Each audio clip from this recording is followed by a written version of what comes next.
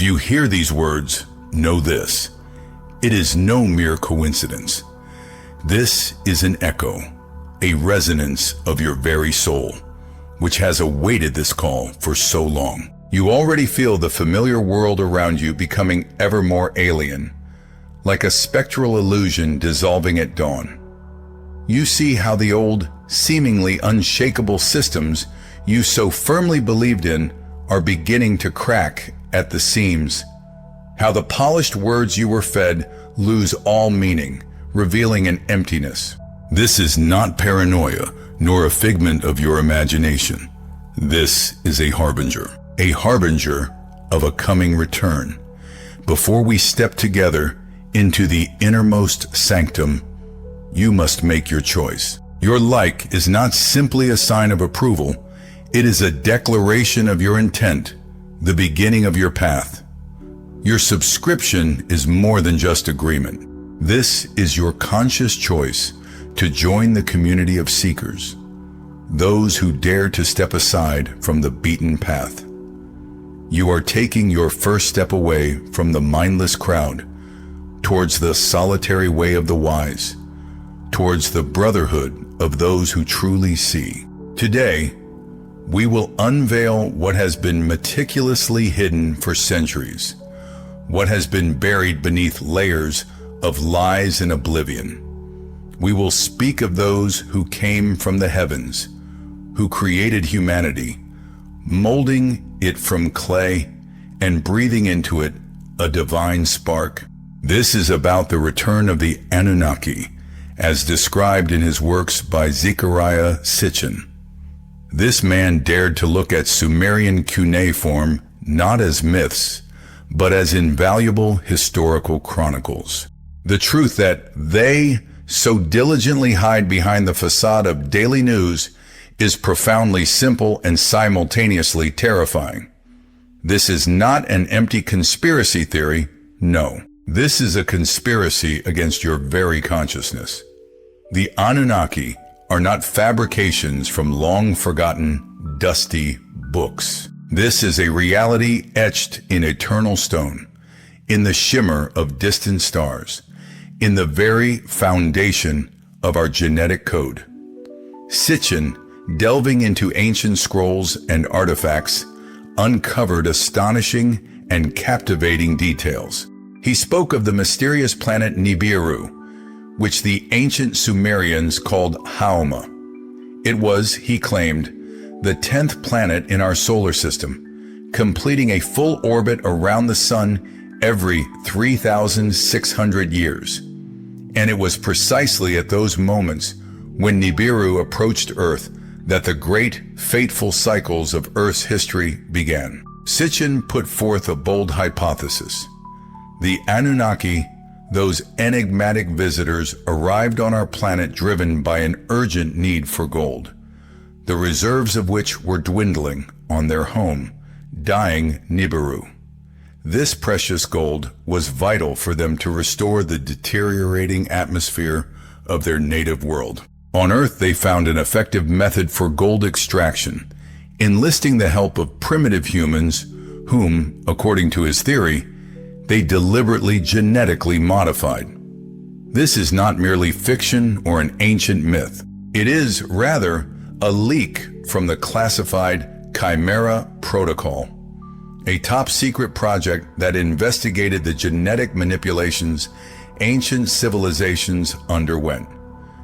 This protocol, accidentally found deep within the forgotten archives of one of the secluded Vatican libraries, contains indirect but highly eloquent indications of intervention by some higher powers in the process of shaping the human mind.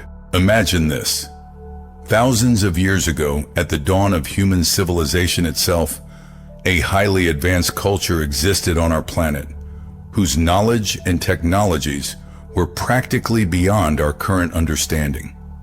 Sumerian cylinder seals, these amazing artifacts, depict beings with delicate features, often in winged garments, as if descending from the heavens themselves.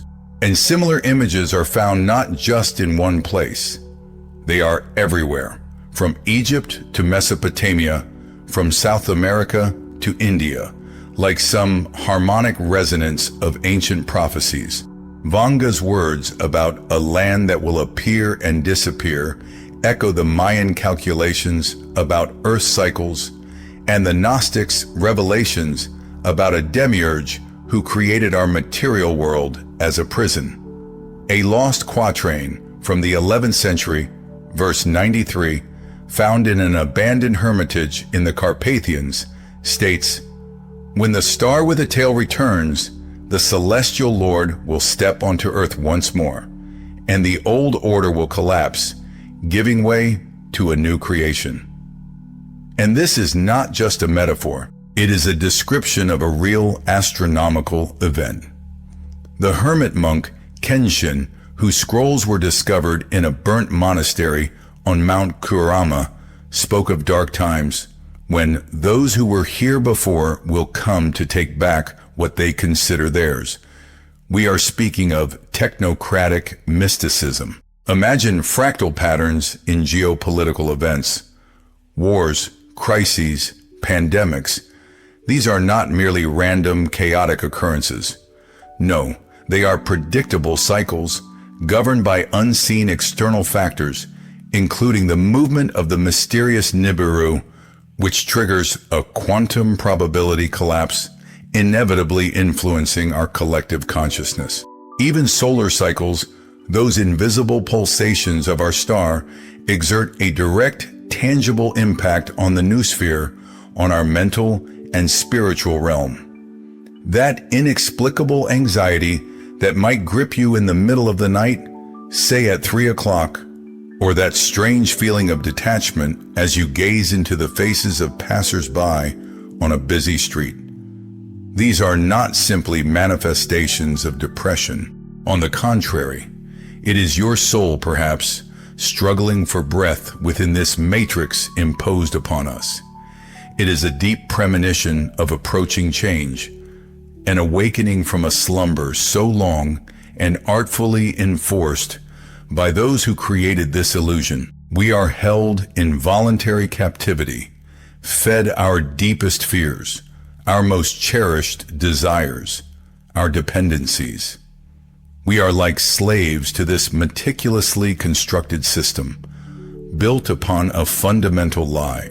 But what if all these horrors, the wars, the crises, the pandemics, are in reality merely pale shadows cast upon the walls of our cave?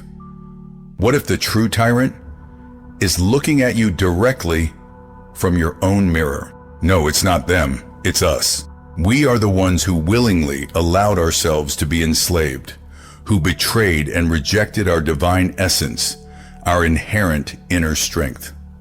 The universe does not punish humanity. It merely heals, burning away the poison of fear, ignorance, and blinding materialism. It is a kind of cosmic surgery. Painful, yes, but absolutely necessary for our own good. The crown of glass is our own fragile, inflated ego, which must inevitably be shattered to free the true, real I.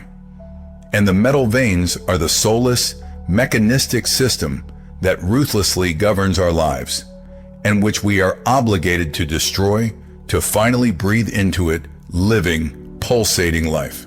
The prophets foresaw something far grander than a single individual. They beheld an entire army of awakened souls. They beheld you. You are not merely a passive participant in prophecy. You are its living embodiment, its very fulfillment. The truth is not that the ancient Anunnaki will return and save us from the heavens. The truth runs far deeper. We ourselves are those very Anunnaki, those who once forgot their divine heritage, their true dominion over the very fabric of reality. Their return is merely a powerful reminder, a catalyst of sorts designed to awaken that ancient power within us. And now that your eyes are open, now that the veil has lifted, you simply cannot stand aside, submerged in former inaction. Your like is a tiny yet brilliant flash of light that spreads across the network, reaching and awakening others. Your share is a minuscule seed you generously plant in the vast desert of sleeping minds, offering hope for awakening. Your subscription is a silent yet potent oath, a promise of allegiance and support. If you feel ready for more, ready to step into the very heart of our endeavor, then our inner circle will become your operational base, the place where ideas are born and brought to life. And your support through Super Thanks is precisely the pure energy that fuels our shared flame, intensifying it in the eternal battle against encroaching darkness, against oblivion and ignorance. Until next time, remain aware, keep your minds open, stay connected to one another, and never, under any circumstances, stop asking questions. For it is within questions that the key to truth